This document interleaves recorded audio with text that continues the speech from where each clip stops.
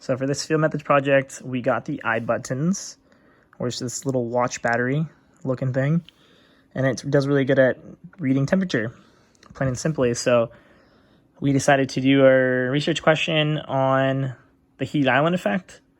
And so to do this without any biases, we decided to be resourceful. We got really cheap concrete bricks, and we got these little PVC waterproof little kit looking things. We got Velcro. This is what they look like. They got Teflon tape in there on the sides and a little humidifier pack. And then you would just place this guy in here. And what we did was we got a male and female end. We would tighten it down here, and then we would use a wrench to tighten it down more to make it more waterproof. And all we did was literally, once we have tightened that down enough, we just stuck that Velcro on there. That was harder to do than it looked with just one hand. And we just make sure they're, like as I was saying, they're off the ground and they're all the same distance. One thing we noticed was to write all the different information down on it. So we did two different sites, one regular grass, natural environment, grass groomed. This one says dark rock versus asphalt. So these two would go together, testing the heat island of urban development, and the same thing, groomed grass and grass, natural. Really important to write your contact information, especially this groomed grass one.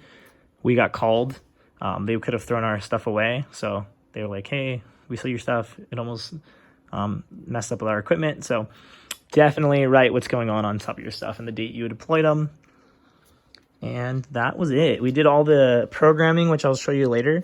We did all the programming here. And all we did when we actually ready to deploy these. So once we programmed and we did this, just set them down in our designated spots that we thought were really good. And we just to make it kind of all the same. These are just redundancies, by the way.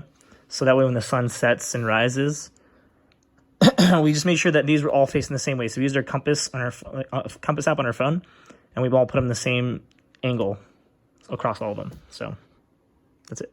So to program this, we decided to run it straight. This acts as its own like router or modem. So you take your Ethernet cable that was running from your modem, whatever, or your own separate Ethernet cable, and then you run it straight to your computer itself. And what we first came in an issue was the instructions told us a different way. These instructions over here, but I actually had to call the website and call and talk to their tech services. So right away, this is the best way. If you ever come across an issue, just make sure to call the services that are on the number, and they were awesome and definitely were super helpful. But long story short, he gave me a site to put in right there that was not given on the instructions. So once you've plugged in your Ethernet cable just to your computer, that's it. This is just your power cord. And then we'll go into this in a second. But it was giving us no internet at first. But once you plug in, so for instance, right here, you're going to have no network. And we weren't having any luck plugging this in and downloading anything. But then once he gave us that website, which I was telling you about earlier, 169, you get the website that you're going to. So from here, you're going to click System. You want your Thermochron file formats to look like this, where the Como separated values, the CSV is required. You don't really want to click anything else. Your maximum offset, your maximum files, and your year offset are going to be 2000. You can change your temperatures to whatever you want, but we decided to do Fahrenheit and make it easy for us. And action data retrieval, do nothing. That's just basically when you're bringing it back. And your user and your password, that's already there, so you don't have to worry about that part. Next is your real-time clock. Definitely set this up the right way, because when you go later on in the files, and if you want to set, if this is off, which ours was a day ahead, you can actually set these iButtons to program to start at a certain time. But if your thing's a day ahead, your whole time clock is going to be off.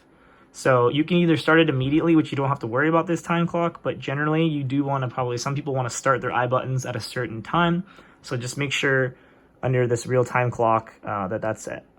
So next is your mission tab. This is where you're going to do everything you need to do.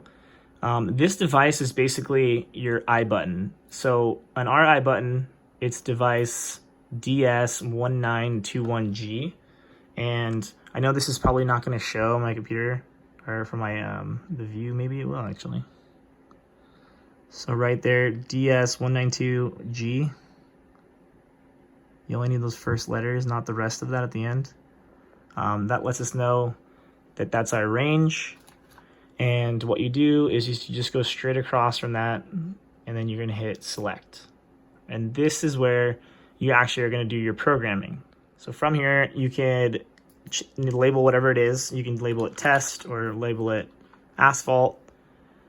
Rollover, you can enable it if you want, but that's basically, it only can take so many temperatures. I think it's around 2,000 or 3,000 temperatures. And if you're setting your thing every minute and getting a temperature, you might go over that. So that's what that really is for.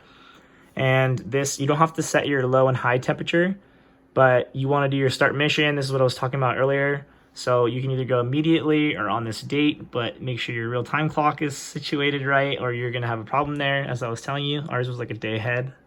Even right now, it says December 4th, and it's the 3rd.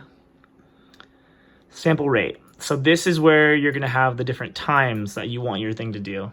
And you can set it to 5 minutes, 1 minute, and then let's just do 5 minutes. And now your thing is ready to start. You would just click mission, and I'll show you in a second. So from here, if you want to program it, you do all that settings, and you click mission. And then you have a countdown time. And what you'll get is these lights and 1 green. What happens right now is it says it's going to time out, and it canceled because I didn't actually do anything yet. But you click it again, you only have so much time to do it. You have your iButton, you turn it over like this, and then you push it down on this right here. And what happens is the mission is successful. So I didn't tell you guys about that, but this is actually the link to actually program. I guess you could do 2 at one time, but I've always just did 1. And then as I was saying, you wanted that perforated side up on the top, and you would push it down like that. Say we wanted, now that's all you need to do, and your iButton is ready to go, and you've put it into your cinder blocks over there, and you are ready to go. You could either, we tested ours right away to make sure that it actually worked before we deployed it, and it did. So now, for instance, your iButton is done, and the only way to get your information, so say you've had your week's worth of data after you just did what we did on the mission tab. To be done with it, you actually have to push down on this when you're done. And then it'll reprogram all that information. Otherwise, it won't be on there. There's no Bluetooth. So then all you would do is come back over here now that you're done, and you'd go to your unread files. And what would happen is it would be on the first one on top. Now, it says the second. This is a good example because the real-time clock, we never switched. So I was showing you an example earlier. So your real-time clock's going to be off. So from here, this is the example 1. You would go to your overview, and you'd have like, this has like probably 1 temperature or 2 temperature testings in here. It says 2 samples. So there's not much going on this thing because their sample rate is 5 minutes. You can go to detailed graphs right here as well. Or back on the unread file tab. For example, let's go over one that we actually did. So we did ours from the 6th to the 13th. This is just one example. It shows you how it fluctuated. You can have your detailed graphs page right here. But the way that we like to do it, or the way I would recommend, is go to the download section right here from that. Download this. You're going to get this file right here. And this will tell you all your timestamps. And all you do is just, you would just right click and you're going to save as. And we want to make this basically an Excel sheet. That way you can actually manipulate your data in a little bit better way. So that way you don't have to snip and snip the graphs that they give you. The graphs are good that they give you, but this way you can change the colors and stuff. And then your timestamps and your temperatures are going to be on the side. And that's about it.